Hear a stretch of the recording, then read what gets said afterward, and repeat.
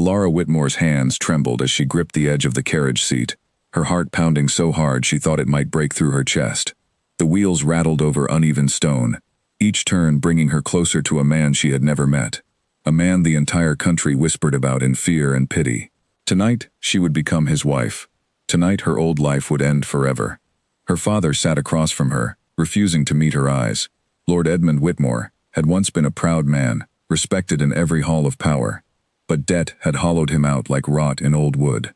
He had sold his daughter's future to save his name, and both of them knew it, even if neither dared to say it aloud. "You will be safe there," he said finally, his voice thin and unconvincing. "The Duke has no need for cruelty. He cannot even see you to judge you." Elara said nothing. She stared out the window at the passing hills, green and endless, hiding the truth of what waited for her at the end of this road. She had heard the stories since childhood, the same way children hear ghost stories, meant to frighten them into obedience. The blind Duke of Ashcombe, a man locked away in a grand estate, hidden from society, pitied by some, and feared by others. Some said an accident had taken his sight when he was a boy. Some said it was a curse. Some said worse things, things whispered only after the candles were blown out.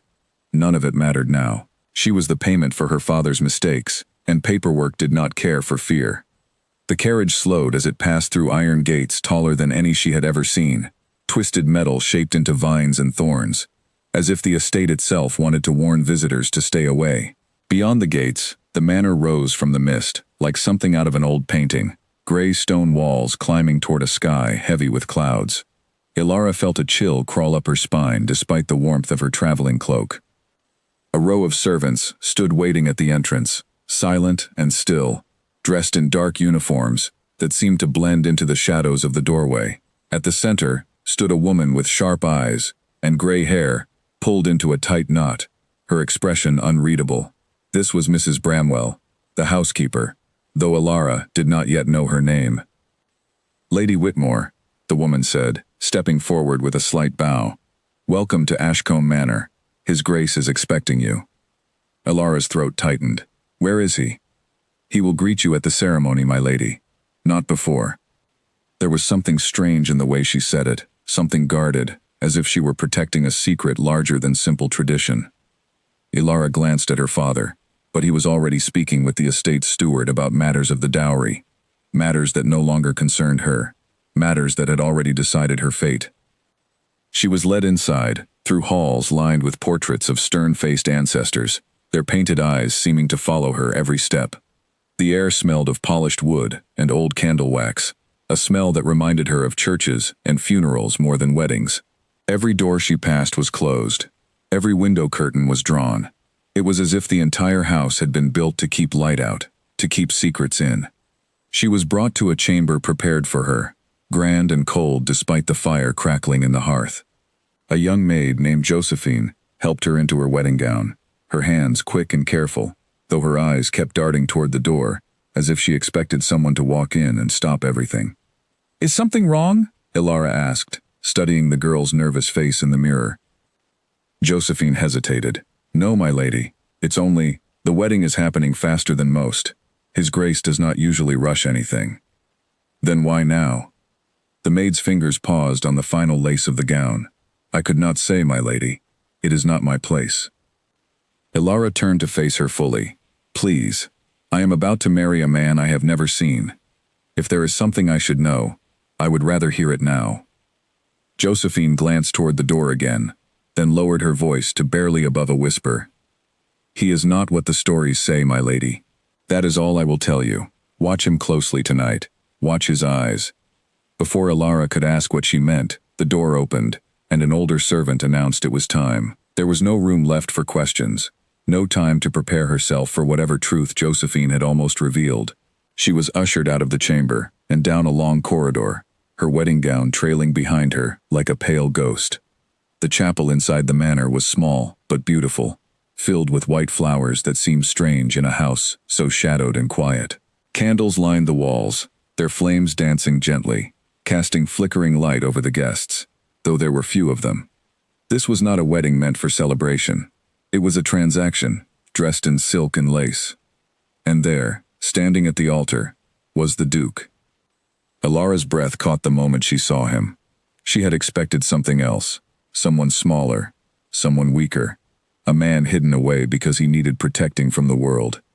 Instead, she saw a tall figure standing with perfect posture, dressed in a fine dark coat, his shoulders squared with quiet confidence.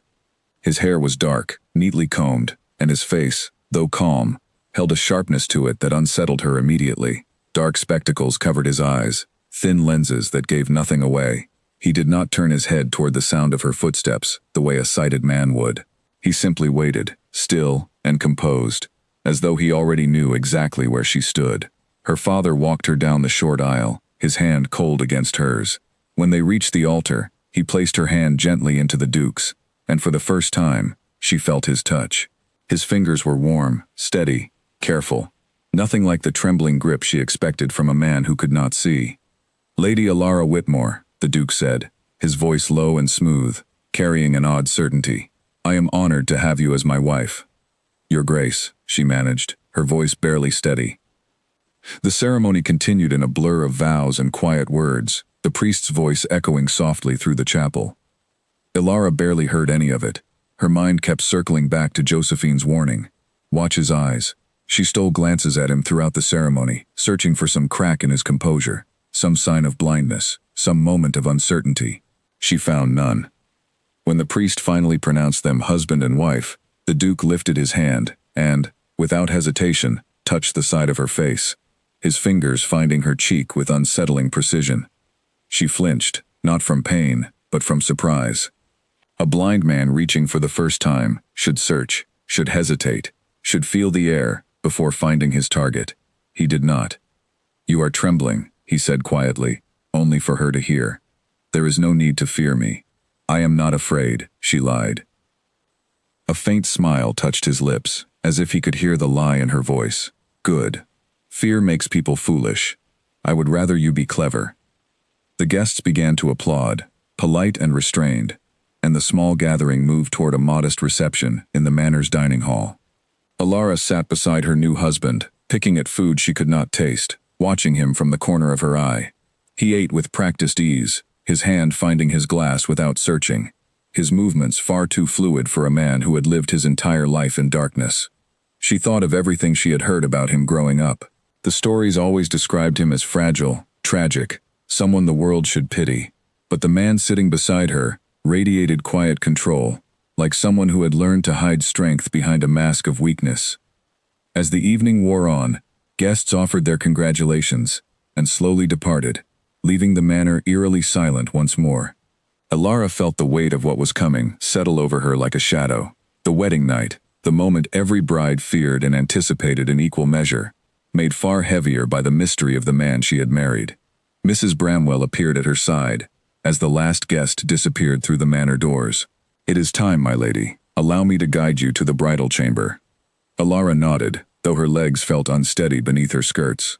She followed the housekeeper through corridors that seemed to grow darker with every step, the candlelight flickering against stone walls older than memory. Portraits of long-dead dukes and duchesses watched her pass, their painted eyes cold and distant. The bridal chamber was warm, lit by a roaring fire, and dozens of candles arranged with careful precision. A large bed dominated the room, draped in deep red fabric, and the air smelled faintly of lavender and smoke. Mrs. Bramwell helped her out of her gown and into a simple silk robe, her movements efficient and silent, before excusing herself with a small bow. "His Grace will join you shortly," she said, before closing the door behind her. Alone, Alara paced the room, her mind racing through everything Josephine had told her, everything she had witnessed at the altar, every strange, precise movement the Duke had made throughout the day. Something was wrong, or perhaps something was simply different than the world believed. She could not decide which frightened her more. The door opened. The Duke stepped inside, his tall frame filling the doorway, before he closed it behind him with a quiet click. He had removed his formal coat, wearing only a loose white shirt now, his dark hair slightly disheveled from the long evening. He walked forward with the same steady confidence he had shown all day, his steps measured and sure, navigating the unfamiliar room without a single misstep. Alara stood near the fireplace, watching him approach, her heart hammering with a fear she could not fully name. You have been quiet all evening, he said, stopping a few feet away from her. I imagine you have many questions. I have more than a few, Your Grace. He tilted his head slightly, as if considering her words carefully. Ask them. I will not promise every answer, but I will not lie to you either. She studied his face, searching for the mask she was certain he wore. How does a blind man walk through an unfamiliar room without hesitation? How does he find a glass without searching for it? How does he touch a woman's face on the first attempt, without missing? For a long moment, he said nothing. The fire crackled softly between them, the only sound in the heavy silence. Then, slowly, deliberately, he reached up and removed his dark spectacles. Ilara's breath caught in her throat. His eyes were not clouded, not dull, not lost in the empty stare she had expected from a man who could not see. They were sharp, clear, and focused directly on her, following her every movement with unsettling precision. There was no mistaking it. He was looking at her, truly looking at her, the way any sighted man would look at his new wife on their wedding night. You can see, she whispered, stepping back instinctively. You can see me. The Duke's expression remained calm, unreadable, though something flickered behind his eyes, something that looked almost like relief, mixed with caution. Yes, he said quietly. I can see you perfectly. The words hung in the air between them, heavy with everything they meant. Every story she had ever heard, every whisper of pity, every assumption the world had made about the tragic blind Duke, all of it collapsed in an instant. She had married a stranger wrapped in secrets far deeper than she had ever imagined, and now, standing in the candlelit chamber, she realized the real story was only just beginning. Ilara's back pressed against the cold stone of the fireplace mantel, as she stared at the man she had married only hours before. His eyes, clear and sharp, held hers without wavering, and the silence between them stretched so long that the crackle of the fire seemed deafening. Say something, he said finally, his voice quieter now, almost gentle. Your silence is worse than your anger would be. You lied to everyone, she managed, her voice shaking. To my father, to the priest, to the entire country. They pity you. They call you tragic. And you stood there today, at our wedding, wearing spectacles you did not need, letting me believe I was marrying a man who could not see my face. I did not lie about everything, he said carefully. There was a time when I truly could not see. That part of the story is real. Then explain the rest, she snapped, surprising herself with the sharpness in her own voice. Fear had given way to something else now, something closer to anger. Explain why a duke would pretend to still be blind, years after regaining his sight. Explain why your own household protects this secret, as if their lives depend on it. He walked slowly toward the window, his movements still measured, still careful, though she noticed now that his gait had changed slightly, less like a man testing the space around him, and more like someone lost in thought. He pulled back the heavy curtain, revealing a dark sky scattered with stars, and stared out at the grounds below. Because in some ways, he said quietly, their lives do depend on it. And so does mine. That is not an explanation. That is a riddle. He turned back to face her, and for the first time since removing his spectacles, his expression seemed less composed, more tired, as though the weight of years finally showed through the cracks. You are right. You deserve better than riddles, especially now that you are my wife and living under this roof. But some truths are dangerous to speak aloud, even within these walls. Then whisper them, she said. I am not asking for gossip. I am asking to understand the man I am bound to for the rest of my life. He studied her for a long moment, as if weighing how much trust he could afford to place in a woman he had known for less than a single day. Finally, he gestured toward the two chairs near the fire, an invitation rather than a command. Sit with me, he said. I will tell you what I can. She hesitated, then lowered herself into one of the chairs, keeping her spine straight, her guard raised. He took the seat across from her, resting his elbows on his knees, his sharp eyes reflecting the firelight. When I was 12 years old, he began, there was an accident on these grounds. A fall from a horse, a blow to the head that left me without sight for nearly 3 years. The physician said it was permanent. My family accepted it. I accepted it. I learned to navigate this house through memory and touch, the same way any blind child would. And then, she pressed. And then a physician from the continent came through Ashcombe on his travels, a man studying new treatments for damaged eyes. My father, desperate and willing to try anything, brought him to examine me. What he found was not permanent blindness at all, but a condition that could, with careful and dangerous treatment, be reversed. Alara leaned forward slightly, despite herself, and it worked. It worked, he confirmed. Slowly, painfully, over the course of a year, my sight returned. By the time I was 16, I could see as clearly as I can see you now. Then why hide it? Why let the entire world continue to believe you are blind, years after you were healed? His jaw tightened, and for a moment, the calm mask slipped entirely, revealing something raw beneath it. Because the moment my family celebrated my recovery, my father received a letter. A warning, unsigned, delivered by unknown hands. It said that a blind duke was harmless to certain interests, but a sighted one was not. It said that my recovery had best remain a secret, or the next accident on these grounds would not end in recovery at all. Ilara's breath caught. Someone threatened you, as a child. Someone threatened my family, he corrected, and my father, fearing for my life, and for the safety of everyone under this roof, made the decision to keep my recovery hidden. We told no one. We continued the same routines I had followed as a truly blind child. I wore spectacles that served no purpose, except to convince the world that nothing had changed. Over time, the secret became so deeply woven into our lives that abandoning it felt as dangerous as the original threat had been. But your father is gone now, Ilara said gently, remembering the way the servant spoke of the old duke in past tense. Why continue the deception after his death? The duke's eyes darkened.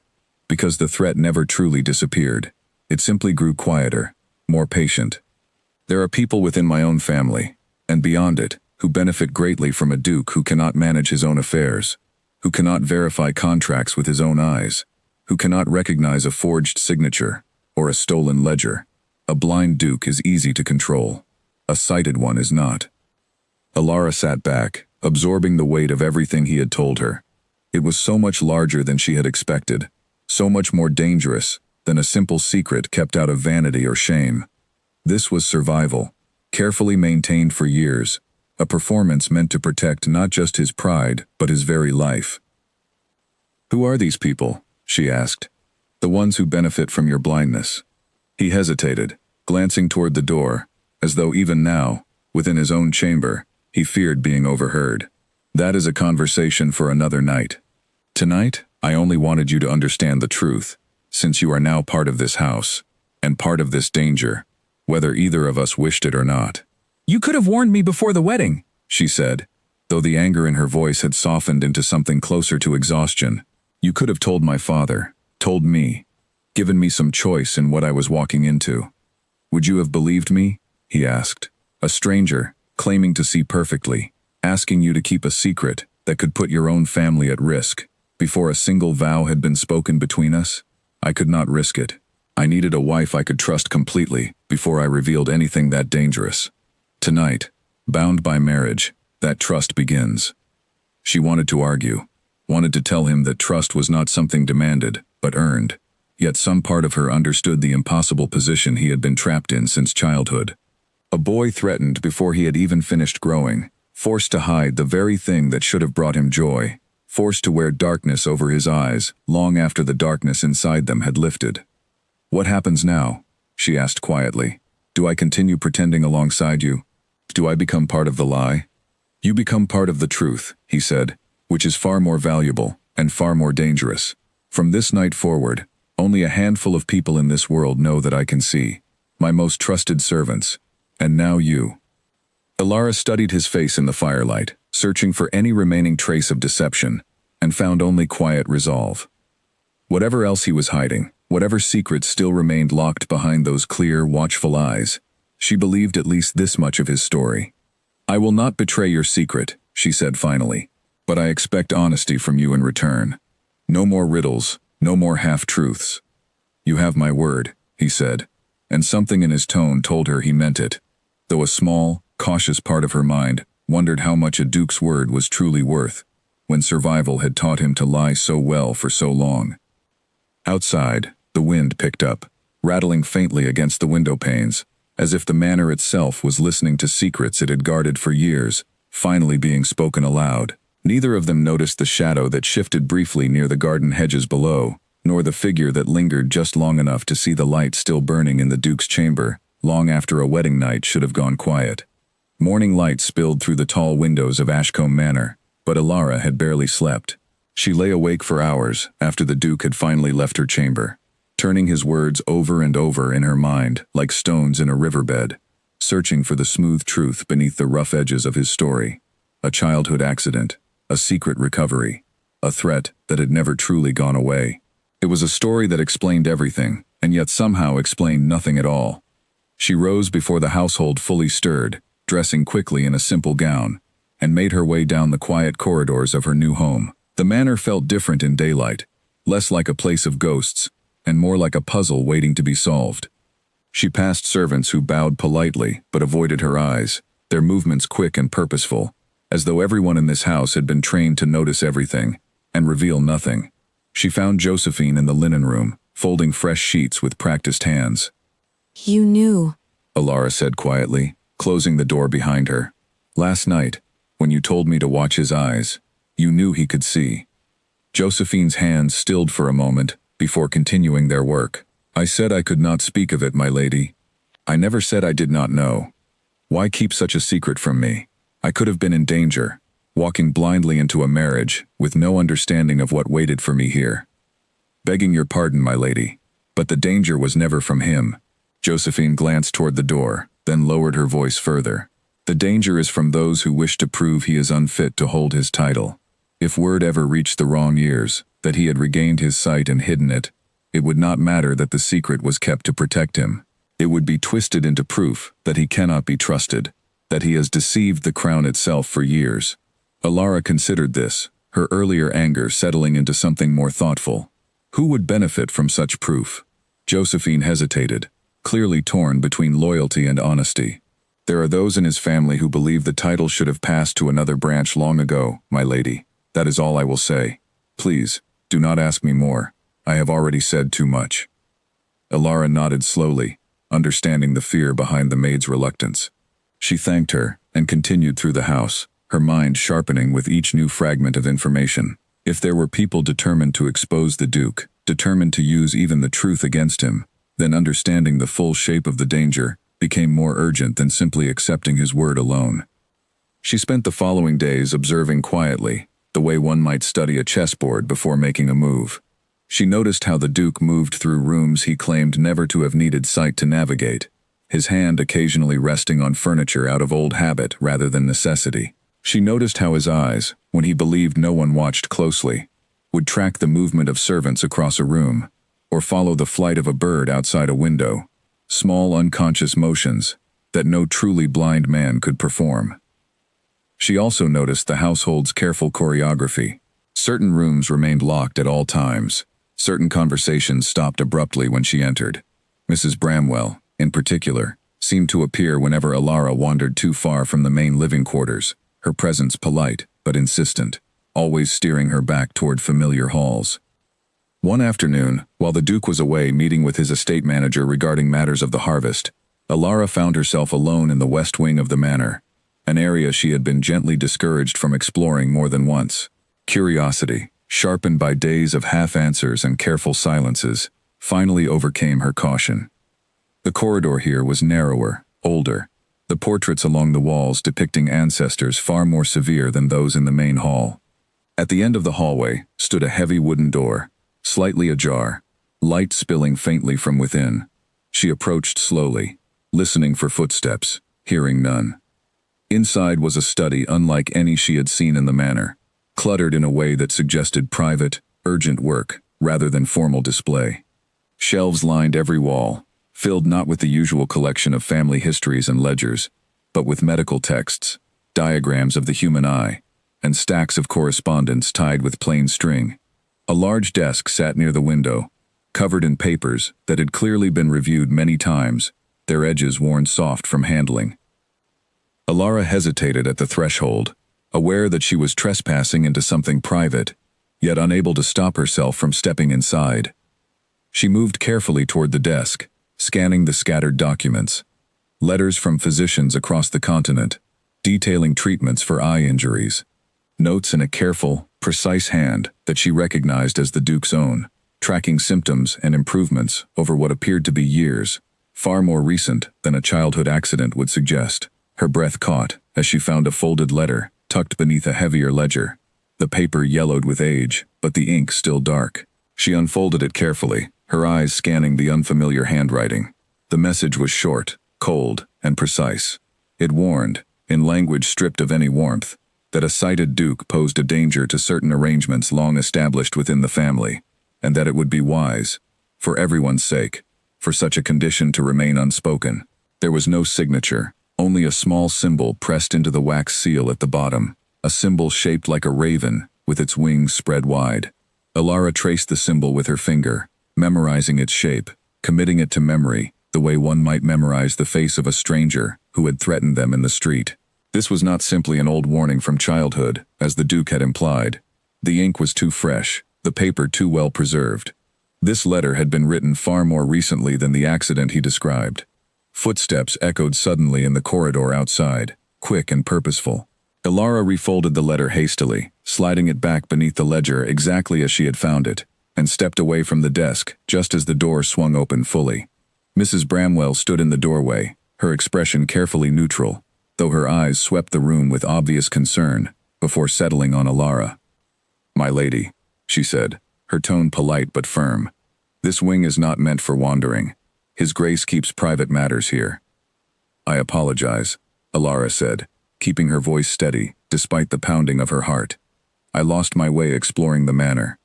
It is still unfamiliar to me." Mrs. Bramwell studied her for a long moment, clearly weighing whether to believe the explanation. "Of course, my lady. Allow me to guide you back to the main hall. It would be easy to become lost in these older corridors."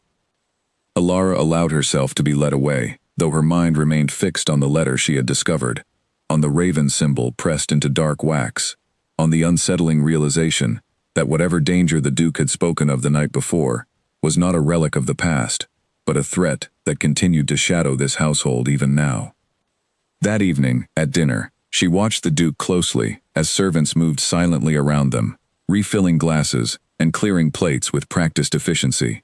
He seemed calm, composed, entirely unaware of what she had discovered that afternoon, and for the first time since her arrival, Alara found herself uncertain whether that composure was genuine confidence or simply another carefully maintained performance. "You seem thoughtful tonight," he observed, setting down his fork and turning his sharp gaze toward her. "I have much to think about," she replied carefully. "Adjusting to a new home takes time." He studied her a moment longer, as if sensing there was more beneath her words than she was willing to share, but he did not press further. Instead, he offered a small, tired smile and returned his attention to his meal, leaving Alara to wonder just how many secrets still remained hidden within the walls of Ashcombe Manor, and how many more nights would pass before the truth finally forced its way into the light. 3 days passed before Alara found the courage to confront the Duke about what she had discovered in the locked study. She spent those days carefully rehearsing her words, deciding how much to reveal about her trespassing and how much to keep hidden, weighing the risk of his anger against her need for the truth. In the end, she chose honesty, believing that half measures would only invite more secrets between them. She found him in the manor's library one evening, seated near the fire with a ledger open on his lap, his sharp eyes scanning columns of numbers, with the quiet focus of a man fully in control of his own affairs. He looked up as she entered, setting the ledger aside without hesitation. "You have been distant these past few days," he said, studying her face carefully. "I had hoped marriage would not feel so much like living with a stranger." "We are strangers," she replied, closing the door behind her. "Strangers bound by contract and secrets, both of which we are only beginning to understand." Something in her tone caught his attention, and he straightened slightly in his chair. "What has happened?" Alara crossed the room and stood before him, refusing to let her nerves show. "I found your study in the West Wing, the one Mrs. Bramwell insists no one should enter." His expression hardened, though he said nothing at first, waiting for her to continue. "I found a letter," she said, "warning you, or perhaps warning your family, about the danger of your sight being discovered. The paper was not old, Alaric. The ink was not faded the way it would be if it had been written when you were a child. Someone sent that warning recently. For a long moment, he simply looked at her, his jaw tight, his hands still resting on the closed ledger. Then, slowly, he exhaled, as though releasing a breath he had been holding since the moment she walked into the room. "You are observant," he said quietly, "more observant than I anticipated." "Do not change the subject," she said firmly. "You told me the danger began in childhood. You did not tell me it continues even now." He rose from his chair and walked toward the window, staring out at the darkened gardens below, his reflection faint against the glass. "The original threat came when I was young, exactly as I told you. But you are right that it has not remained silent. New warnings arrive from time to time, carefully worded, always unsigned, always reminding me that certain interests prefer a duke who cannot see clearly enough to manage his own estate. Who sends them?" He hesitated, and for the first time since she had known him, she saw genuine uncertainty in his expression, as if speaking the name aloud carried its own particular danger. "My cousin, Percival Voss." Alara felt a chill settle over her despite the warmth of the fire. "Your own family." "Percival stands to inherit this title, and everything attached to it, should I be declared unfit to hold it," he said, his voice tight with restrained anger. "For years, my family's blindness, whether real or performed, has protected the estate's true management from falling into hands more interested in profit than legacy. If it were ever proven that I regained my sight and hid it deliberately, Percival would use it as evidence that I am dishonest, unstable, unfit to be trusted with the responsibilities of the dukedom." "But you have managed this estate successfully for years," she said. "Surely results speak louder than accusations." "Results matter little against a well-constructed lie," he said grimly. "Percival has spent years cultivating relationships with certain members of the court, certain judges, certain voices whose opinions carry weight in matters of inheritance. If he presents the right story, painted in the right light, even years of careful management could be reframed as manipulation and deceit." Alara sat down slowly across from him, absorbing the full shape of the danger surrounding this marriage. It was not simply a private family secret. It was a quiet war being waged in shadows, fought with letters and whispers rather than swords, and she had unknowingly stepped directly into its center. "Why choose me then?" she asked. "Why marry a woman from a struggling family with no political power, no influential connections to protect you from something this dangerous?" The Duke turned from the window, his expression softening slightly as he studied her. "Because I needed a wife who owed nothing to Percival, who had no hidden loyalties, no reason to whisper secrets to the wrong ears in exchange for favors. Your family's difficulties, as painful as they have been for you, meant that you arrived here with nothing to gain from betraying me, and everything to lose from being associated with scandal. So I was chosen for my usefulness," she said, the words tasting bitter even as she spoke them. "You were chosen," he said carefully, "because I believed, and still believe, that you are someone capable of understanding difficult truths without using them as weapons. I could have married someone easier to control, someone from a family already tied to my interests. Instead, I chose someone I hoped might one day become an ally rather than simply a wife in name alone." Alara studied him carefully, searching for manipulation in his words and finding, instead, something that felt uncomfortably close to sincerity. Whatever else remained hidden between them, this at least felt true.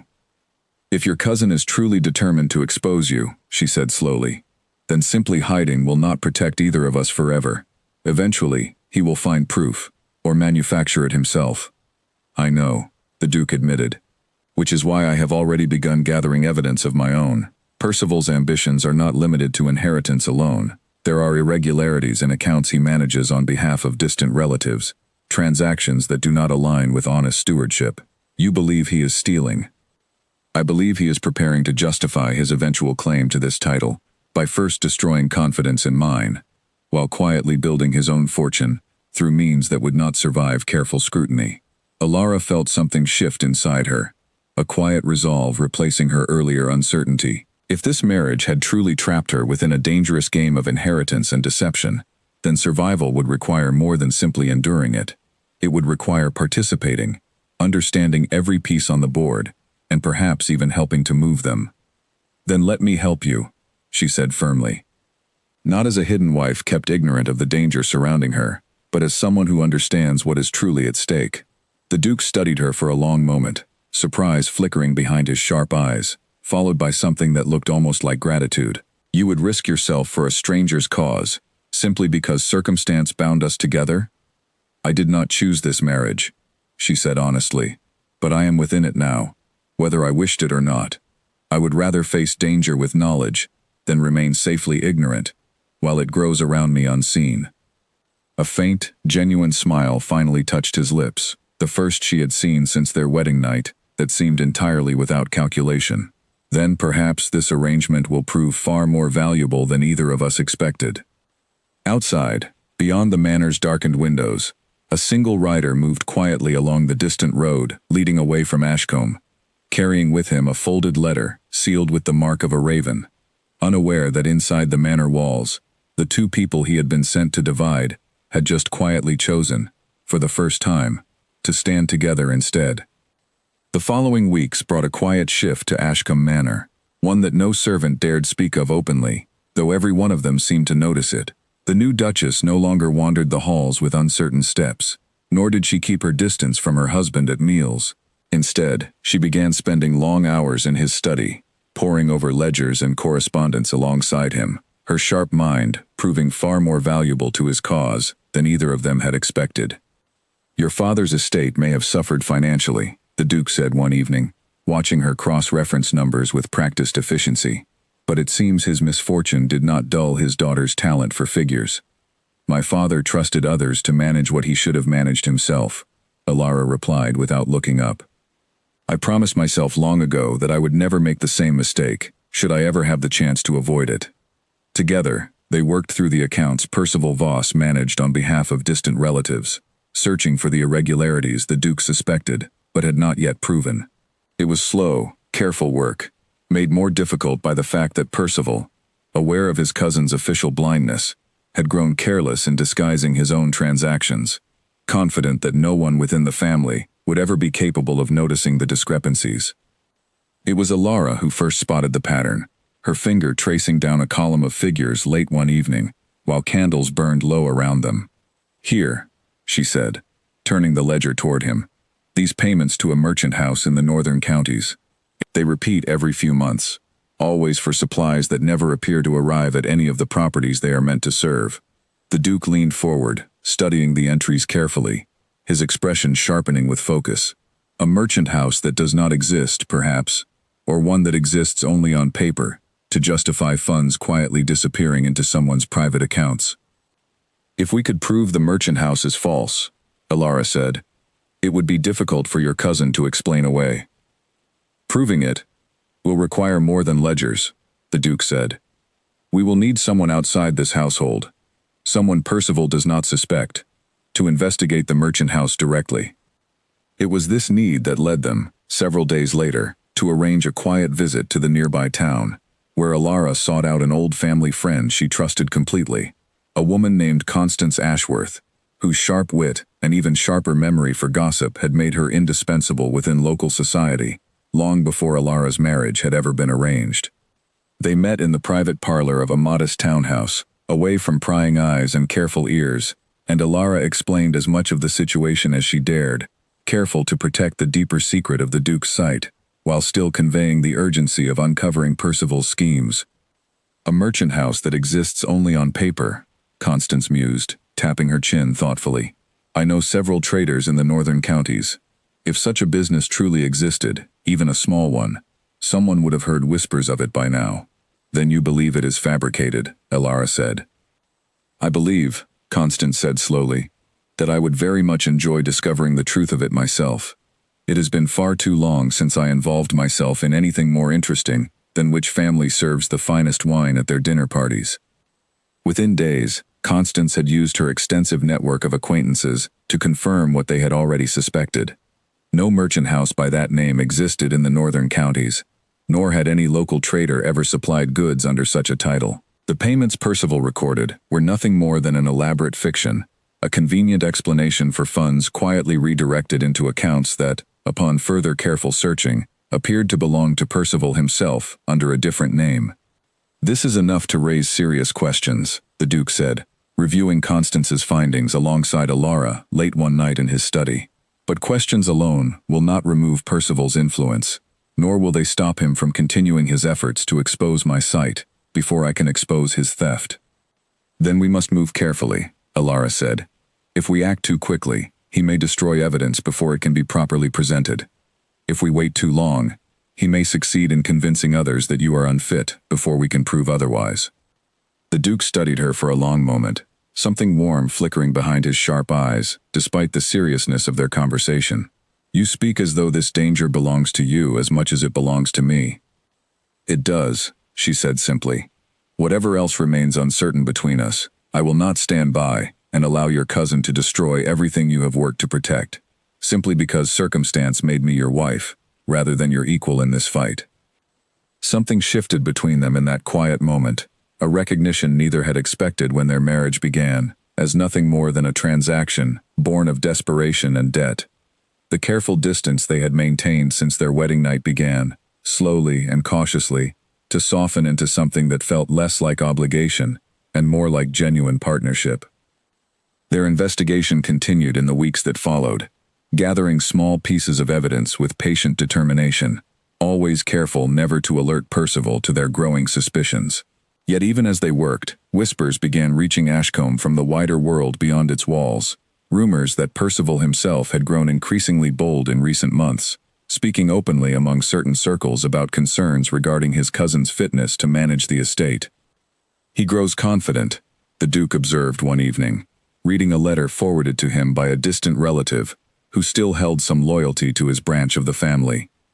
Confidence often leads men to careless mistakes, or it leads them to accelerate their plans before their opponents can gather enough strength to resist, Alara said carefully.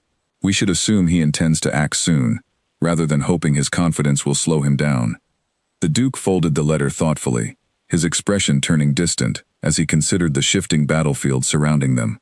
There is an annual gathering held each autumn, attended by much of the extended family and several influential members of the court. Percival has always used the occasion to strengthen his connections and whisper doubts about my capabilities to sympathetic ears. You believe he intends to use this gathering against you directly? I believe, the Duke said slowly, that if Percival intends to finally prove his accusations true, there could be no better stage than an event where witnesses of standing and influence are already present to see whatever he intends to reveal. Alara felt a familiar chill settle over her, the same unease she had carried since discovering the letter in the locked study weeks before. Whatever Percival was planning, it would not remain hidden much longer. The quiet war fought through ledgers and whispered warnings was drawing steadily closer to open conflict, and both of them understood that the coming gathering would likely become the battlefield where everything they had built in secret would finally be tested. Preparations for the autumn gathering consumed the household in the weeks that followed, though beneath the ordinary bustle of guest lists and menus, a far quieter preparation took place between the Duke and his wife. Every evening, after the servants had retired and the manor fell silent, they met in the study to review evidence, refine their understanding of Percival's schemes, and consider every possible way the coming gathering might be used against them. He will not simply announce his suspicions outright, the Duke said one evening, pacing slowly before the fire. Percival prefers subtlety. He will construct a moment, carefully arranged, where my sight might be revealed naturally, in front of witnesses who cannot later be accused of bias or manipulation. A moment where you might react to something no blind man could perceive, Alara said, understanding immediately. A sudden movement, an object thrown without warning, something requiring instant response rather than careful pretense. Precisely, the Duke said grimly, which means I must remain more vigilant than ever, prepared to maintain the appearance of blindness, even under circumstances designed specifically to break that composure.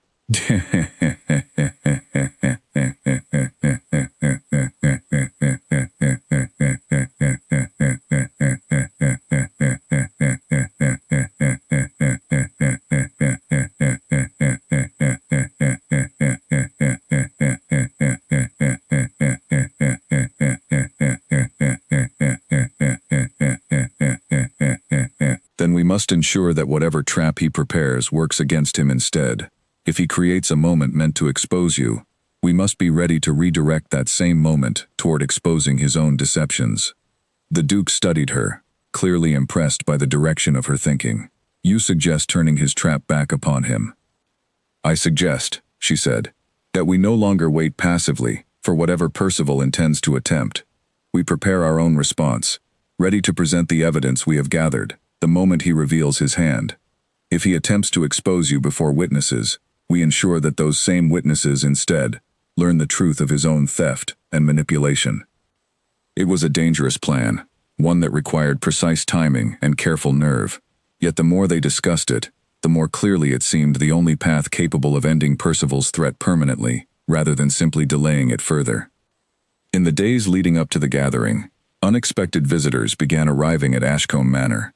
Distant relatives and acquaintances traveling ahead of the main event to pay their respects to the newly married Duke and Duchess. Among them, unannounced and unwelcome, came Percival Voss himself, arriving 3 days early, under the guise of family courtesy. Elara first encountered him in the manor's main hall, a tall man with cold eyes and a smile that never quite reached them, dressed in fashionable clothing that spoke of confidence far exceeding his actual standing within the family. He bowed politely upon meeting her, though something calculating lingered behind his greeting. "Lady Elara," he said smoothly, "I have heard much about you since your sudden marriage to my cousin, a woman of considerable resourcefulness, from what the servants whisper." "You flatter me," she replied carefully, keeping her expression pleasant despite the unease crawling beneath her composure. "Though I confess I know little of you beyond what my husband has shared." "Ah," Percival said, his smile sharpening slightly. "I imagine my dear cousin has shared very little indeed, given the delicate nature of family history. Blindness tends to make a man cautious about revealing too much. Wouldn't you agree?" The comment landed with deliberate precision, and Elara recognized immediately that Percival was testing her, searching for any crack in her composure that might reveal knowledge she should not possess. She kept her expression carefully neutral, offering only a polite, distant smile in return. "My husband manages this estate admirably, despite his condition," she said evenly. "I have no complaints regarding his capabilities." Percival studied her a moment longer, clearly searching for something beneath her words, before offering a slight, knowing nod. "Of course. Loyalty is a noble trait in a new wife, particularly one whose family owes so much to this marriage's arrangement." The insult was subtle but unmistakable, a reminder that he knew precisely how desperate her family's circumstances had been, and precisely how little power she truly held within this arrangement. Elara refused to let the comment provoke a visible reaction, though inwardly her resolve hardened further. That evening, she relayed the encounter to the Duke, watching his expression darken as she described Percival's careful probing. "He suspects something," the Duke said quietly. "Perhaps not the full truth, but enough to make him bold in testing the waters before the gathering begins." "Then we must assume he intends to act sooner than we anticipated," Elara said. "Perhaps even before the formal event, while confusion and unfamiliarity still surround his early arrival." Their suspicions proved correct the very next evening, when Percival requested a private audience with the Duke, under the pretense of discussing family matters regarding shared properties. Elara insisted on remaining present, a request Percival accepted with visible reluctance, clearly uncomfortable with a witness to whatever he intended to attempt. The meeting took place in the manor's smaller receiving room, candles casting long shadows across the walls, as the three of them settled into careful, formal positions. Percival spoke pleasantly at first, discussing minor matters of inheritance and shared family responsibilities, though Elara noticed his eyes constantly flickering toward his cousin, watching for any reaction that seemed too precise, too immediate for a man who could not see. Then, without warning, Percival rose from his chair and moved toward the fireplace, lifting a heavy iron poker, as though intending to adjust the burning logs. Instead, in one swift motion, he swung the poker sharply toward a nearby table, sending a crystal vase crashing to the floor, in a sudden explosion of shattered glass. Elara's heart lurched, watching the Duke's expression carefully in the same instant. To his credit, years of careful discipline held firm, his body flinching only slightly at the sudden noise, his head turning toward the sound with the natural, delayed reaction of a man relying entirely on hearing rather than sight. There was no telltale flicker of his eyes tracking the vase's fall, no instinctive glance toward the shattered glass scattered across the floor. Percival's expression flickered with visible disappointment, quickly masked behind an apologetic smile. "Forgive me, cousin. Clumsy of me, I'm afraid. I hope the noise did not startle you too greatly." "Accidents happen," the Duke replied calmly, his voice steady, despite the deliberate provocation. "I trust the vase was not among our more valuable pieces." Percival's jaw tightened almost imperceptibly, his test having failed to produce the reaction he clearly hoped for. He offered a few more minutes of pleasant, empty conversation before excusing himself, leaving the shattered vase for servants to clean, and leaving behind an unmistakable message that the true battle between them had only just begun. Once he had gone, Elara finally released the breath she had been holding, her hands trembling slightly as she turned toward her husband. "He tried to catch you off guard, and failed," the Duke said, though his expression remained grim. "But he will not stop with a single attempt. Whatever he plans for the gathering will be far more elaborate, far more difficult to navigate safely. Then we must be equally prepared," Elara said firmly, her resolve hardening further with each passing moment. "Whatever trap he constructs, we will be ready to turn it against him, exactly as we planned."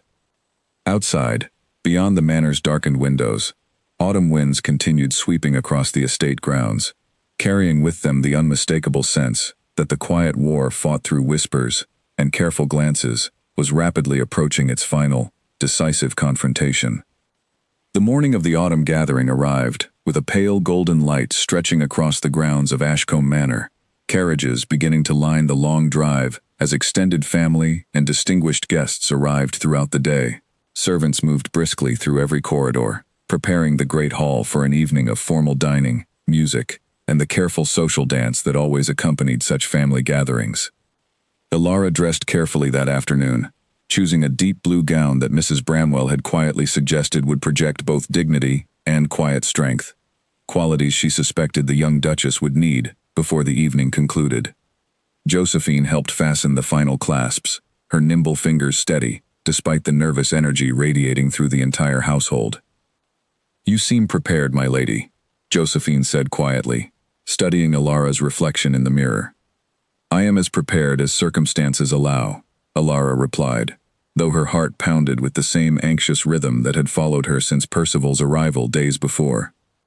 Downstairs, the great hall had transformed into something magnificent, candlelight glittering off crystal and silver, musicians tuning their instruments in a far corner, while guests mingled in small clusters, their voices blending into a pleasant hum of conversation. The Duke stood near the entrance, dressed formally in dark colors that suited his sharp features, his dark spectacles once again in place, hiding the truth that only a handful of people in the world had ever been permitted to know. Elara joined him, taking his offered arm, as they moved together through the crowd, greeting relatives and acquaintances with practiced grace, despite the tension coiled tightly beneath their composed exteriors. Percival circulated among the guests as well, his charm on full display, laughing easily with influential members of the court, occasionally glancing toward his cousin with an expression of carefully concealed anticipation. "He is gathering witnesses," the Duke murmured to Elara during a brief moment alone near the refreshment table. "Notice how he has positioned himself near Lord Ashby and Baron Pemberton, both men whose opinions carry considerable weight regarding matters of inheritance and title. Then whatever he intends, he means for it to happen in full view of exactly the people capable of ruining you, should it succeed," Elara said quietly. The evening progressed through its formal courses, conversation flowing pleasantly around them, even as tension continued building beneath the surface. It was during the final course, as servants cleared plates and musicians prepared for the evening's dancing, that Percival finally made his move. He rose from his seat near the head of the long table, tapping his glass gently to draw the attention of the assembled guests. "Before we proceed to dancing," he announced, his voice carrying easily across the hall, "I would like to share a small demonstration, one I believe speaks to my cousin's remarkable resilience, despite his lifelong condition." A murmur of curious interest rippled through the guests as Percival gestured toward a servant standing near the hall's entrance, who stepped forward, carrying a small covered object on a silver tray. Elara's stomach tightened, sensing immediately that this had been carefully planned.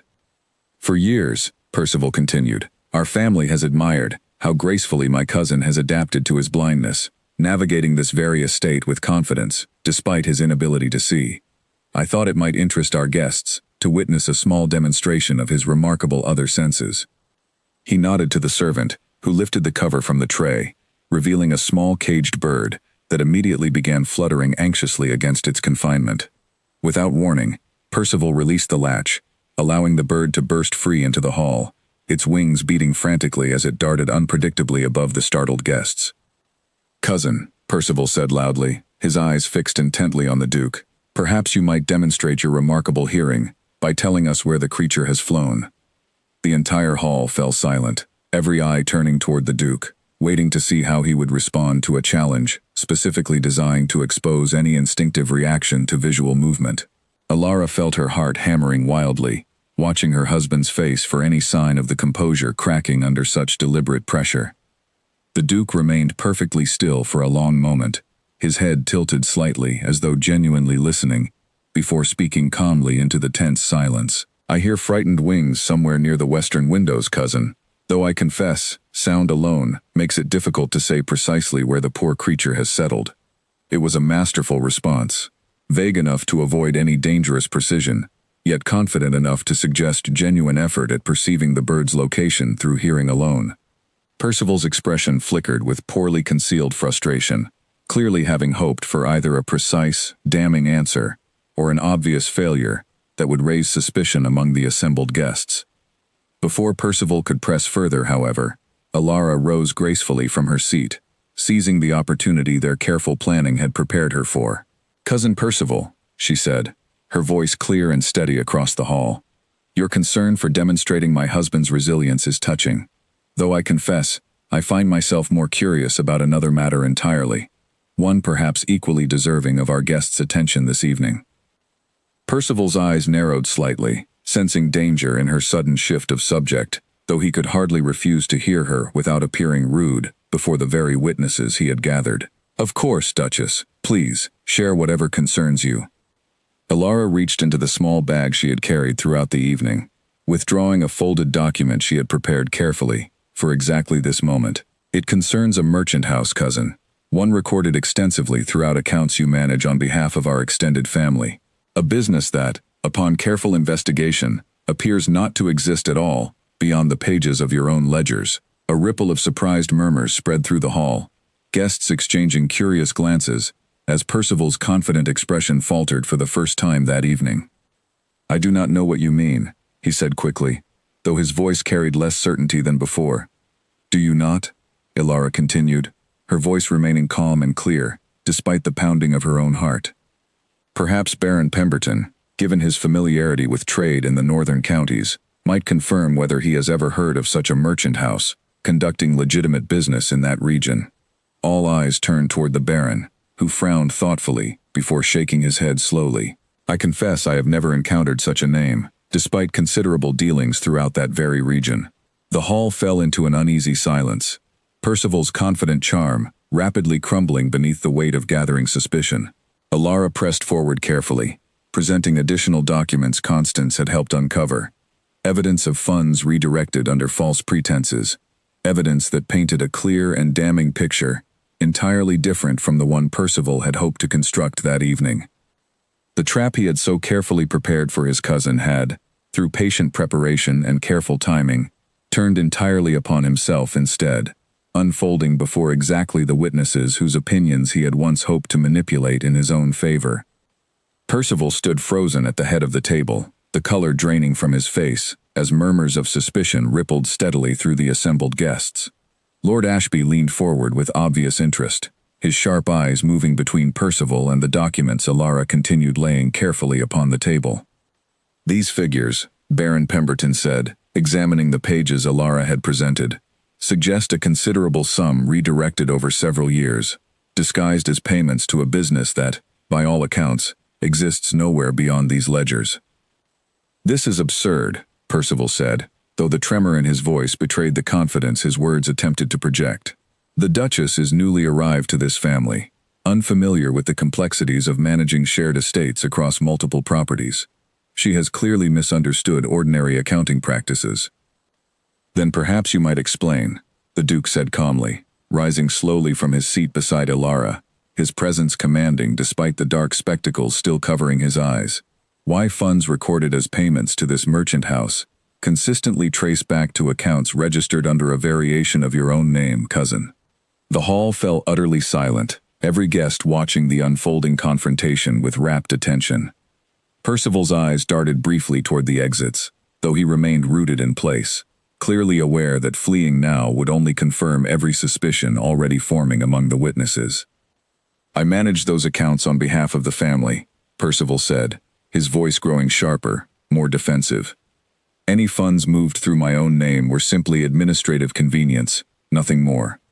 "Administrative convenience," Alara repeated evenly, "does not typically require inventing an entire merchant house that no trader in the northern counties has ever heard mentioned." Constance Ashworth, who had been invited to the gathering at Alara's quiet request, rose from her seat further down the table, her sharp voice cutting cleanly through the tension. "I made careful inquiries myself, given my extensive connections throughout that region. No such merchant house has ever conducted business there, nor does any record of its existence appear in trade registries spanning the past decade. The weight of independent confirmation from a woman well respected throughout local society proved devastating to whatever remaining credibility Percival hoped to salvage." Guests who had entered the evening, prepared to witness evidence of the Duke's supposed unfitness, now found themselves instead witnessing the unraveling of Percival's own carefully constructed deception. "This is a coordinated attack," Percival said, his composure finally shattering into open anger. "My cousin and his new wife have conspired together to destroy my reputation, perhaps to distract from whatever secrets they themselves continue hiding within this household." The accusation hung dangerously in the air, and for a brief, tense moment, Alara feared Percival might attempt to redirect suspicion back toward the Duke's true condition, using his own desperation as a final weapon. She glanced quickly toward her husband, watching him carefully. The Duke remained perfectly composed, his voice steady and measured as he addressed the assembled guests directly.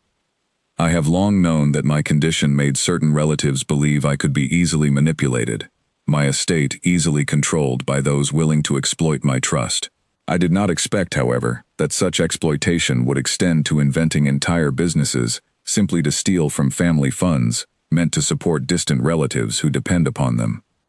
Murmurs of sympathy shifted noticeably in the Duke's favor. Guests who had arrived curious about lingering rumors, now finding themselves moved instead by his calm dignity in the face of Percival's increasingly desperate accusations. Lord Ashby cleared his throat, addressing Percival directly with the authority of a man long respected within influential circles. "I believe, given the evidence presented this evening, that a formal investigation into your management of these accounts would be entirely warranted, Percival. I would strongly advise cooperation, rather than further accusations lacking any supporting evidence of their own." Percival's shoulders sagged slightly, the reality of his failed scheme finally settling over him. He glanced once more toward the Duke, something bitter and resentful flickering behind his eyes, before turning and exiting the hall without another word, leaving behind a stunned silence that slowly gave way to a rising tide of quiet conversation among the remaining guests. Later that evening, once the gathering had finally concluded and guests had retired to their assigned chambers throughout the manor, Alara found the Duke standing alone near the now empty hall's tall windows, staring out at the darkened grounds beyond. "You did not falter tonight," she said quietly, approaching to stand beside him, "even when Percival tried to turn suspicion back toward us both." "Because I trusted you," he replied, turning to face her fully, his sharp eyes reflecting the dim candlelight still burning throughout the hall. "You built a case strong enough that his desperation could not shake it, no matter how he tried to redirect attention." "We built it together," she corrected gently. "This was never something either of us could have accomplished alone." The Duke studied her for a long moment, something warm and unguarded finally settling into his expression, free of the careful calculation that had defined so much of their earlier interactions. "When my father first arranged for me to seek a wife capable of protecting this family's secrets, I imagined someone useful, someone trustworthy enough to maintain appearances. I did not imagine someone whose intelligence and courage would prove essential to actually winning this fight." Alara felt warmth spreading through her chest, despite the exhaustion of the evening's tension, a feeling entirely different from the fear and uncertainty that had defined their first days together. "Perhaps circumstance forced us together," she said softly, but I find myself increasingly grateful for where that circumstance has led. Outside, the autumn wind continued sweeping quietly across the grounds of Ashcombe Manor, carrying away the last remnants of Percival's failed scheme, while inside, two people who had begun their marriage as strangers bound by necessity found themselves standing, for the first time, as genuine partners united against whatever challenges still remained ahead. News of Percival's disgrace spread quickly through the extended family and the wider circles of court society in the weeks following the autumn gathering, though the Duke insisted on handling the matter with careful restraint rather than public humiliation. A formal investigation, quietly arranged through Lord Ashby's influence, confirmed everything Alara and Constance had uncovered, revealing that Percival had systematically redirected funds meant for distant relatives into private accounts over the course of several years. Rather than pursuing harsh public punishment, which risked drawing unwanted attention back toward the family's private affairs, the Duke arranged instead for Percival to relinquish all remaining claims to the estate and its associated titles, quietly departing to a distant property where he would live under careful, ongoing observation to ensure no further attempts at deception or theft. Some might argue he deserves harsher consequences, Alara said one evening, reviewing the final settlement documents alongside her husband in the quiet study that had become their shared refuge throughout the difficult weeks of investigation and confrontation. Perhaps, the Duke agreed, setting aside his pen after signing the final page. But harsher consequences would require a public trial, and a public trial would invite exactly the kind of scrutiny into my own affairs that we have worked so carefully to avoid. This way justice is served quietly, and the danger he posed is finally removed, without unnecessary risk. Alara nodded, understanding the careful balance he continued maintaining between justice and self-preservation, a balance that had defined so much of his life long before she had ever arrived at Ashcombe Manor. Yet even as the immediate threat of Percival's schemes faded into the past, she found herself wondering about the future that remained ahead of them both. "With Percival removed," she said carefully, "does the danger surrounding your secret finally end? Or will another relative simply take his place, hoping to exploit the same weakness?" The Duke considered her question thoughtfully, his sharp eyes reflecting the firelight as he weighed his response. "The danger may never fully disappear, given how much power and wealth remains attached to this title. But Percival's downfall has sent a clear message throughout the family that such schemes carry serious consequences. I believe, for now at least, we have earned a measure of peace." "And your secret?" she asked quietly. "Do you intend to continue hiding your sight indefinitely, even now that the most immediate threat has passed?" He was quiet for a long moment, staring into the fire, as though searching for an answer within its shifting flames. "I have spent so many years wearing this mask that I have almost forgotten what it might feel like to live without it. Yet perhaps, with Percival gone, and the family's confidence in my management finally secured, through legitimate means, rather than fear, there might come a day when the truth no longer needs to remain hidden." "That would be a significant change," Alara said softly. "Are you prepared for what such honesty might mean, both for your position and for how the wider world might view you?"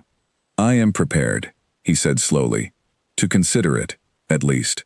Though I confess such a decision feels far less frightening with you beside me than it ever would have felt facing it alone." Alara felt her heart warm at his words, recognizing how far they had traveled together since that first tense wedding night, when fear and suspicion had defined every interaction between them. What had begun as a marriage, born purely of necessity and desperation, had gradually transformed, through shared danger and mutual respect, into something far more genuine than either of them had dared to hope for.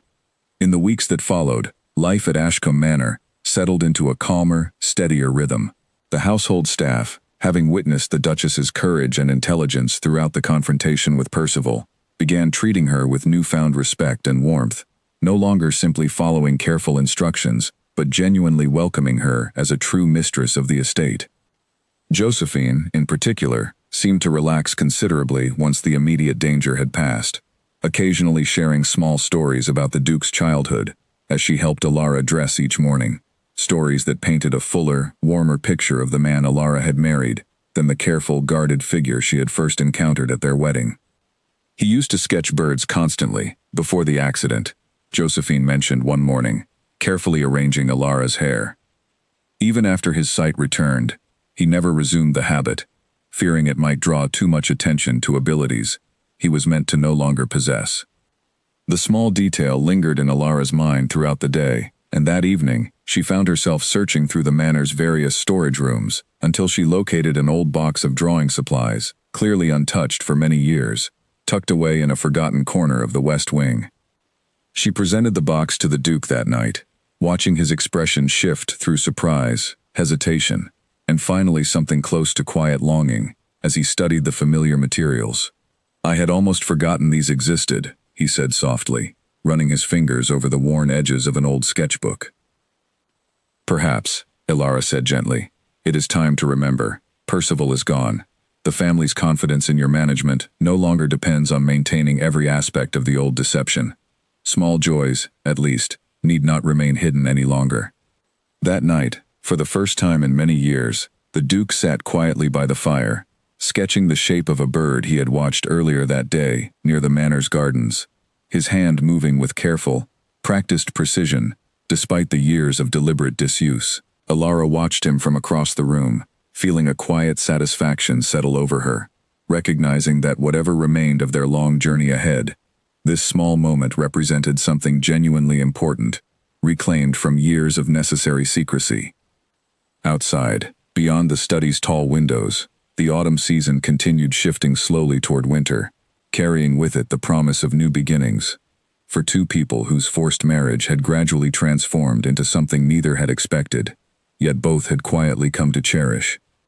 Winter arrived at Ashcombe Manor, with a gentle blanket of snow settling across the grounds, transforming the once shadowed estate into something quietly beautiful. The gray stone walls softened beneath white drifts that sparkled under pale morning light.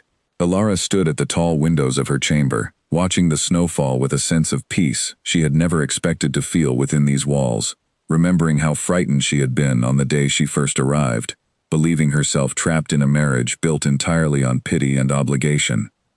Months had passed since Percival's disgrace, and the estate had settled into a rhythm of genuine partnership between the Duke and his Duchess, their earlier caution gradually giving way to comfortable familiarity, and eventually, to something warmer still.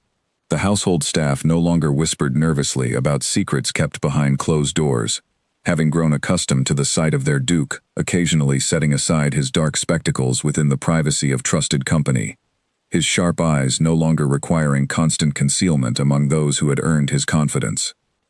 That morning, the Duke found her still standing at the window, and he approached quietly, wrapping a warm shawl around her shoulders, before joining her in watching the snow continue its gentle descent across the gardens below. "You seem thoughtful," he observed, echoing words he had spoken to her many months before, though his tone now carried none of the careful suspicion that had colored their earliest conversations. "I was remembering my first days here," she admitted. "How frightened I was, how certain I felt that I had been sacrificed to save my family, trapped in a house full of shadows and secrets." "And now?" he asked softly.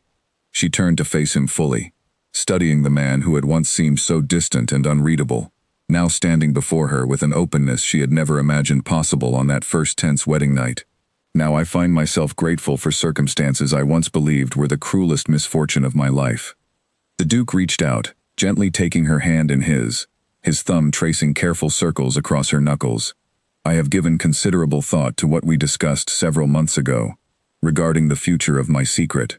Percival's departure secured the family's confidence in my management, and the investigation revealed enough of the truth surrounding his schemes that few would dare question my capabilities now, regardless of what else might eventually become known about my recovery."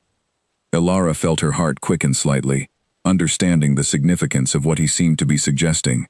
"You are considering revealing the truth." "Not to the wider world, perhaps not yet," he said carefully, "but to those closest to us, to the household that has protected this secret loyally for so many years, and to distant relatives who have shown genuine goodwill rather than the ambition Percival once displayed.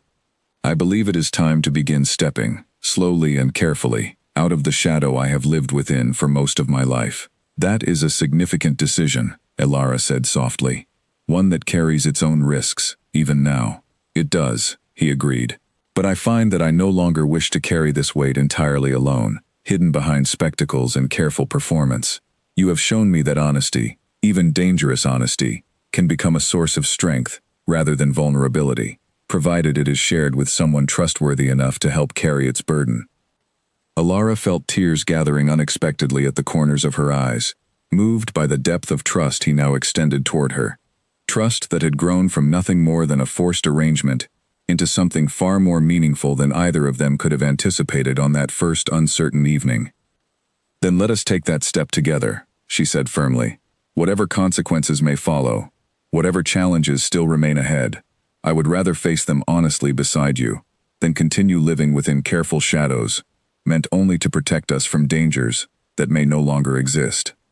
The Duke smiled then, a genuine, unguarded expression entirely different from the careful composure he had maintained throughout their earliest days together.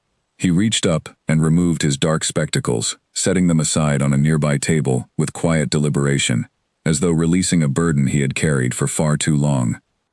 "From this day forward," he said softly, "I choose honesty, not because circumstance demands it, but because I have finally found someone worth being honest with." Ilara reached up, gently touching the side of his face, feeling the warmth of his skin beneath her fingertips, remembering the fear and confusion of their wedding night, when this same gesture had first revealed the truth, hidden behind careful spectacles and years of practiced deception. "Then let us begin this new chapter," she said, "not as strangers bound by contract, nor as reluctant allies united only against shared danger, but as partners who have chosen, freely and completely, to build something genuine together." Outside, the snow continued falling gently across the grounds of Ashcombe Manor, blanketing the estate in quiet peace, while inside, two people who had begun their journey through fear, secrets, and forced circumstance finally stood together in the light, no longer hiding from the truth of who they had become, nor from the genuine bond that had grown steadily between them through every trial they had faced side by side. Their marriage, born from desperation and shadowed by years of dangerous secrets, had transformed slowly and completely into something neither had dared to hope for on that first uncertain wedding night. What remained now was not fear, nor obligation, nor careful performance, but a genuine partnership built on trust, courage, and a love that had grown quietly, steadily, through every challenge they had chosen to face together rather than alone. And as the winter light softened around them, casting warm shadows across the quiet study, where so many of their most important conversations had taken place, both understood that whatever future still awaited them, they would meet it together, honestly, and without fear of the truth any longer standing between them.